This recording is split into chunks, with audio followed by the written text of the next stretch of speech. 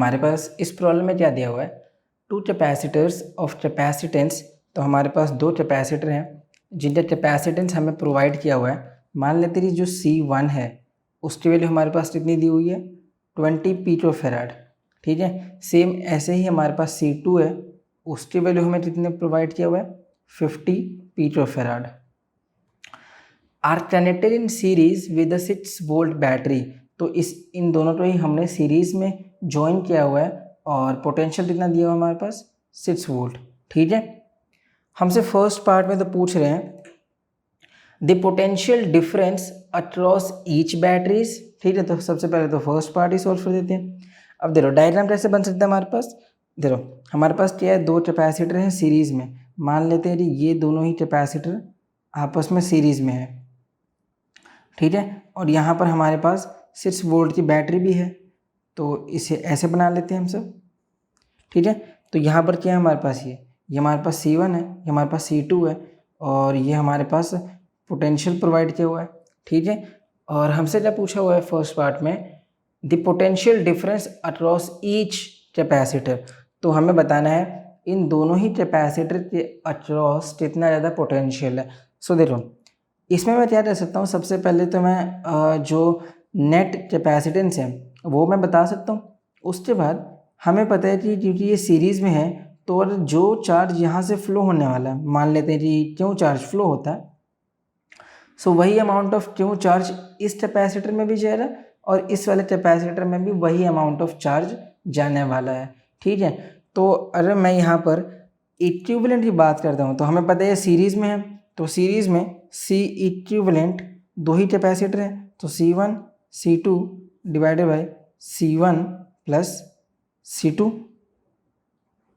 ठीक है, तो ये आ गया मेरे पास दो कैपेसिटर जब सीरीज़ में होते हैं। ठीक है, तो यहाँ से अब इसे सॉल्व करते हैं।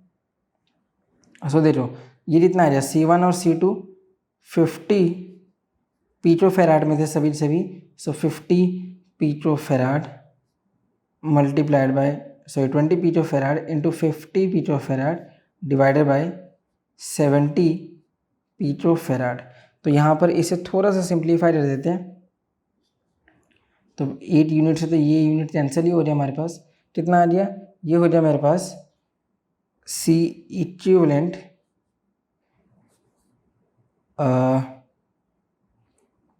ये दोनों ही अगर यहाँ पे मल्टीप्लाई हो जाए, ये हो जाए मेरे पास 100 पिकोफैराड बाई 7। ठीक है, तो ये आ जाए मेरे पास क्या, ये आ जाए मेरे पास नेट कैपेसिटेंस। ठीक है, पूरे सर्किट के लिए। अब मेरे पास अगर नेट कैपेसिटेंस पता है हमें, तो यहाँ से मैं अमाउंट ऑफ चार्ज जो फ्लो हो रहा है वो मैं बता सकता हूँ। देखो अब ये क्या बन जाएगा हमारे पास, ये कुछ ऐसे बन सकता है,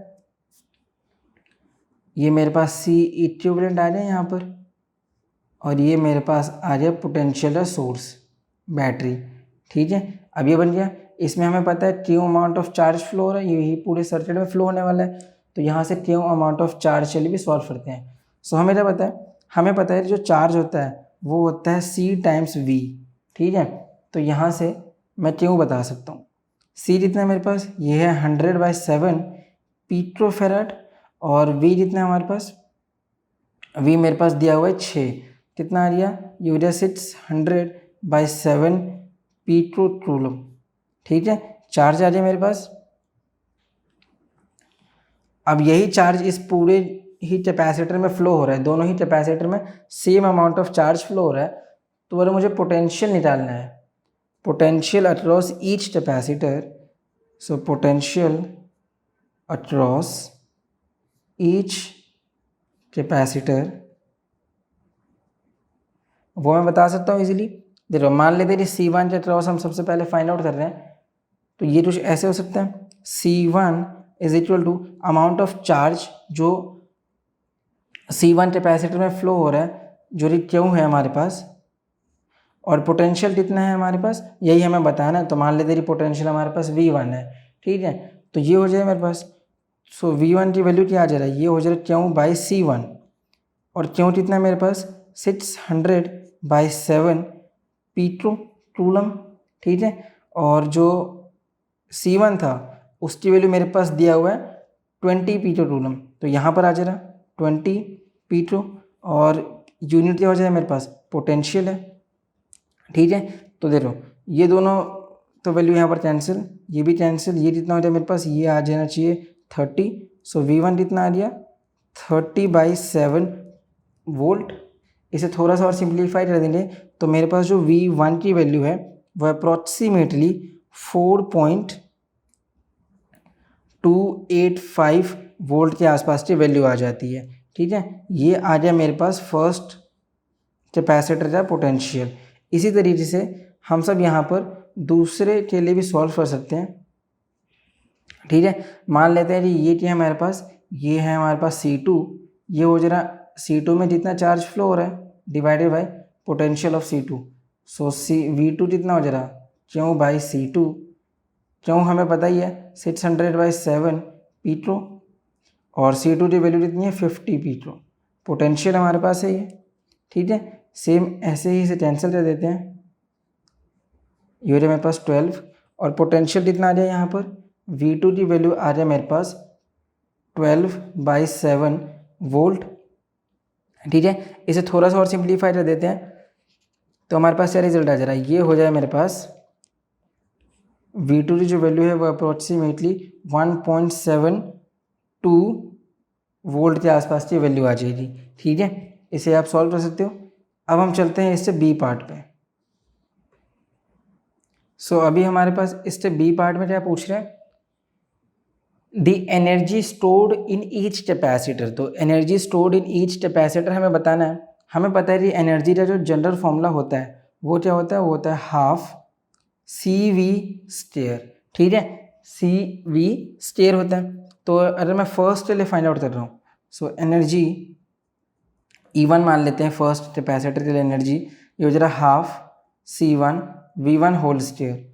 तो इसकी वैल्यू क्या है हमारे पास, ये हो जा रहा हाफ C1 की वैल्यू हमारे पास है 20 पीकोफैराड, और V1 जो हमने फाइंड आउट किया था वो कितना था, वो था हमारे पास 4.85 होल स्क्वायर। ठीक है, तो ये मेरे पास पोटेंशियल आ गया था, ये जितना हो जाए मेरे पास, ये हो जाए 10 पीकोफैराड, मतलब इसीलिए 10 पीको, और इसे सॉल्व करने के बाद हमारे पास इतना आ जाता है, ये हो जाना चाहिए 18.361। ठीक है, और ये हो जा रहा 18.361, और और इसे सॉल्व कर देंगे तो मेरे पास ये आ जा रहा 10⁻⁻11। इसे थोड़ा सा और सिंप्लीफाई कर देंगे तो ये हो जा रहा है मेरे पास 183.61 इंटू 10⁻⁻12। तो मैं कह सकता हूँ जो फर्स्ट कैपेसिटर की एनर्जी है वो अप्रोक्सीमेटली 184 पीट्रो जूल के बराबर है। ठीक है, तो फर्स्ट कैपेसिटर के लिए मेरे पास एनर्जी की वैल्यू आ गई। अब चलते हैं हम सब सेकेंड कैपेसिटर की एनर्जी भी फाइंड आउट करते हैं। सो E2 ये हो जा रहा half C2 V2 whole square. ठीक है, इसे थोड़ा सा और सिंप्लीफाई करते हैं तो ये हो जा रहा हाफ, ये हो जाए मेरे पास 50 पीट्रो, और ये जितना हो जाए मेरे पास 1.72 इसका होल स्क्वायर। ठीक है, ये हो जाना चाहिए मेरे पास 25 पीट्रो, और ये हो जाए मेरे पास 2.9377, और यूनिट या जूल है। इसे थोड़ा सा मल्टीप्लाई कर दो आप तो ये आपके पास वैल्यू आ जा रहा है 73.44449 पीट्रो जूल। तो कह सकते हैं कि जो एनर्जी है वो अप्रोक्सीमेटली 73.5 पीट्रो जूल के बराबर है। ठीक है, तो इसी के साथ हमारे पास ये वाला प्रॉब्लम भी सॉल्व हो गया। इससे आसान सॉल्यूशन और कहीं नहीं।